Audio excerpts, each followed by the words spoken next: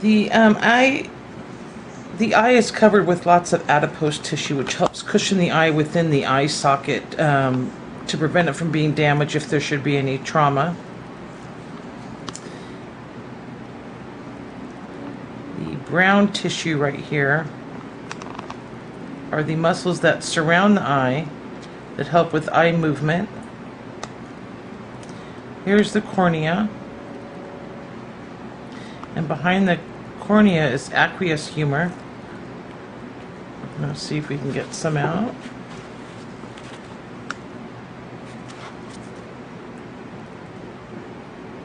It should kind of flow out.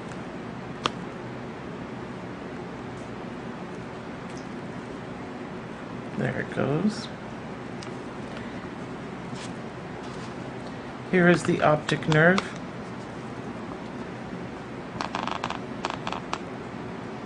That is the cranial nerve 2. And this is the sclera. It's normally white. It is the white part of your eye, but being that the eye is preserved, it has changed color. It's no longer white. Okay, I've divided the eye into a posterior and an anterior half. This is the vitreous humor. This is a gel-like, what you call it, solution that helps. It's behind the lens, and it helps give the eye shape as well as protection. And I'm going to ookie this out gently.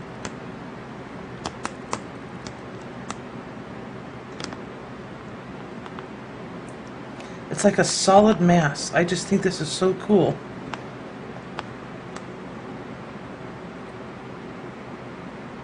I don't want to damage anything else. Oh, that's beautiful. Oh, wow. This is the lens. The lens is biconvex, meaning that it is curved on both sides. It is avascular. If it were to contain blood vessels, it would inhibit the transparency, and you wouldn't have good vision.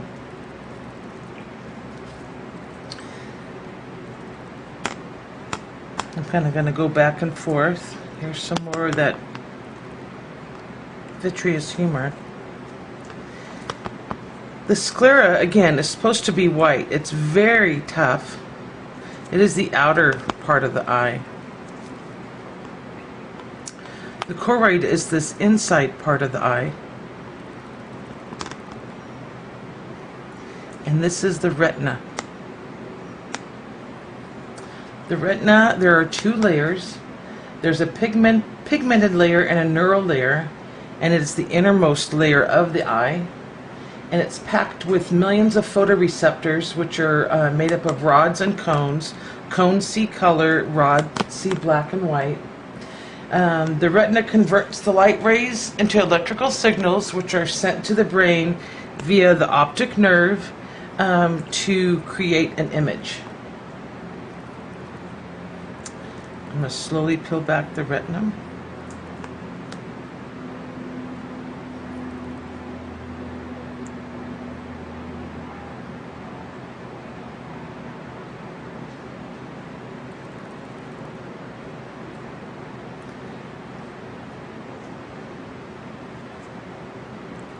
Right here is where the retina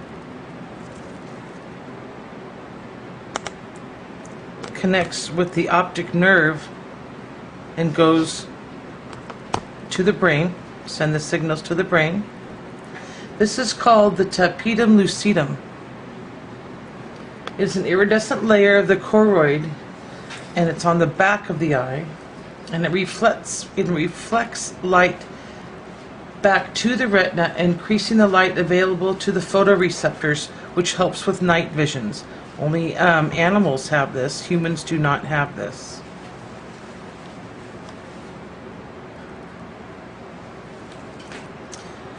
Okay, this is the lens removed, again biconvex, curved on both sides, and it is avascular. If it did have, like I said before, it had blood vessels in there, it would prevent transparency, which would diminish vision. It would be clear. This is yellow due to being preserved. It focuses light rays onto the retina, and the ability of the lens to adjust from distant to near focus is called accommodation. I'm not quite sure if you can see light through there, but this is the iris, pupils within the iris, and it's the part that gives human eye color. For animals, they're pretty much all dark. The anterior portion, it's also the anterior portion of the ciliary body, made up of 2 sheets of smooth muscle. The central opening, called the pupil, it's round in humans, and it's oblong shape in cows, allows light to enter the eye. The size changes according to how much light is coming through, and could also be affected by interest or mood. On the cornea, I wanted to elaborate a little bit more. It is the clear part of the eye. It contains no blood vessels. It receives its nutrients from the tear fluid on the front of it via diffusion, and the aqueous humor behind it on the inside of the cornea. It's the only part of the body that can be transplanted without the risk of rejection.